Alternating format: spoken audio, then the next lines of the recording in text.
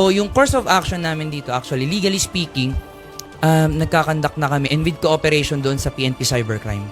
Kasi maraming mga below the belt na mga comments and which is considered cybercrime or cyber libel.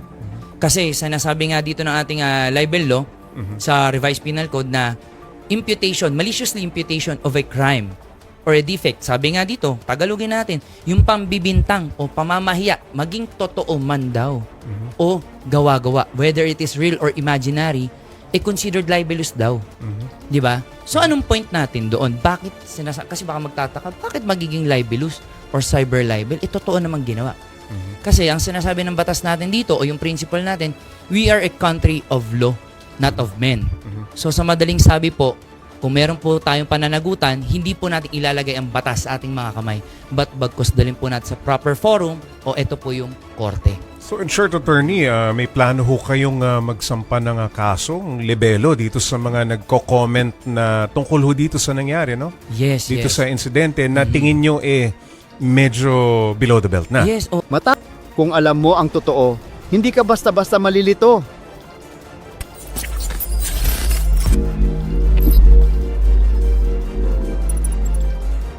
So, yung course of action namin dito, actually, legally speaking, nagkakandak na kami and with cooperation doon sa PNP Cybercrime.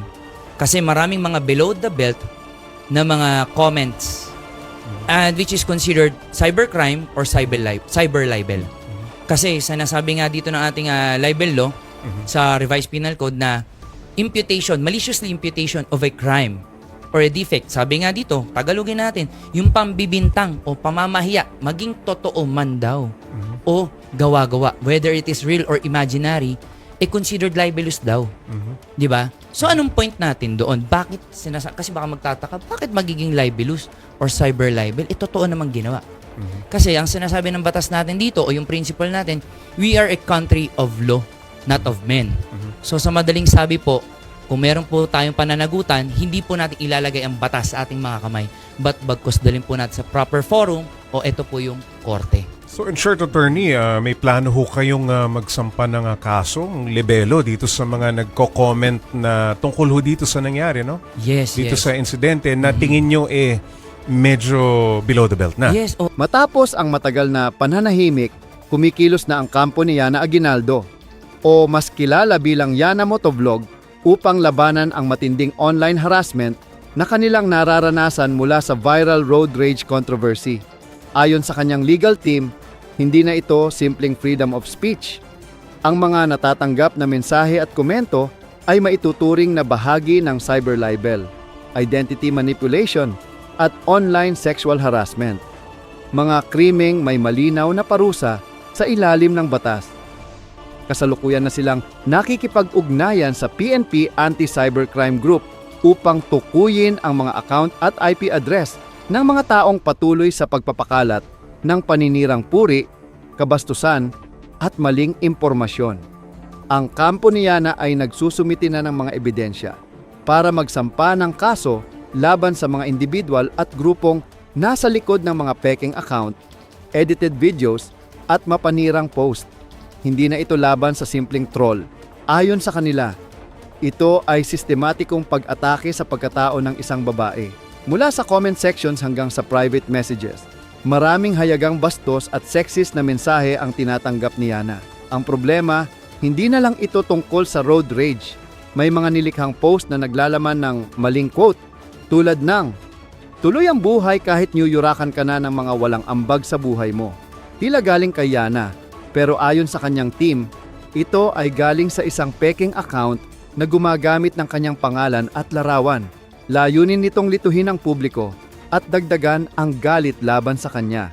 Sa halip na maging plataporma ng boses ng masa, ginagamit na ngayon ang social media para sa digital lynching. Maling impormasyon, pekeng quotes, edited clips, at clickbait headlines ang ginagamit upang buuin ang imahe ni Yana bilang taong walang konsensya, kahit wala pang buong video o opisyal na transcript ng insidente. Sa kabila ng lahat ng ito, pinili ni Yana na manahimik noong una. Hindi dahil sa takot, kundi dahil sa respeto sa proseso. Pero ngayong personal na ang pambabastos, kasama ng kanyang legal team, hindi na siya mananahimik. Nagpapasalamat sila sa kampo ni Jimmy Pascua, ang kabilang panig sa insidente, dahil sa pagiging kalmado at propesyonal sa kabila ng kontrobersya. Gayunpaman, nakaawang isipin na nadadamay pa rin ang pangalan ni Pascua at ng kanyang pamilya sa paulit-ulit na pagbanggit sa mga mapanirang diskusyon. Sa ngayon, ginagamit ng marami ang dami ng comments bilang basehan ng pagkakamali ni Yana. Marami ang nagsasabing, milyon na ang galit sa kanya, ibig sabihin mali siya. Pero para sa kanyang kampo, ang dami ng galit ay hindi katumbas ng katotohanan. Hindi dahil viral ang isang pahayag, ito na ang hustisya. Determinado ang kampo ni Yana na gamitin ang buong puwersa ng batas upang papanagutin ang mga pasimuno ng pekeng post, malisyosong content, at bastos na mensahe. Hindi nila layunin na kasuhan ang lahat, ngunit tiyak ang aksyon laban sa mga nanguna at hayagang lumabag sa batas. Ito ay paninindigan hindi lamang para kay Yana, kundi para sa lahat ng babaeng naging biktima ng online harassment. At para sa mga Pilipinong nawawalan ng boses sa gitna ng ingay ng galit at kasinungalingan. Habang abala ang kampo sa legal action, patuloy pa rin ang ilang netizens sa paglalabas ng masasakit na salita. May mga nagsasabing hindi sila mahuhuli dahil milyon sila. Ngunit ayon sa legal team, hindi kailangang habulin ang lahat. Ang mahalaga ay matukoy ang mga unang nagpakalat, ang gumamit ng pekeng account, at ang malinaw na lumabag sa batas. Sa panahon ngayon, lahat ay may plataporma, pero hindi lahat ay may hangganan. Kung walang kikilos, patuloy ang pang-aabuso. At kung wala ring pananagutan, mananatili ang kultura ng paninira. Sa bawat viral post, may totoong taong naaapektuhan. Hindi ito content. Ito ay buhay. Ang laban ni Yana ay hindi na lang tungkol sa kalsada. Ito ay laban para sa karapatan, para sa hustisya sa digital world. Ano sa tingin mo? Hanggang saan ang kalayaan? At kailan ito nagiging pananagutan? Ilagay ang opinion mo sa comment section.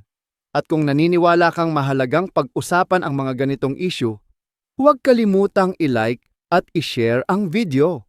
Impormasyon. Kung alam mo ang totoo, hindi ka basta-basta maluloko.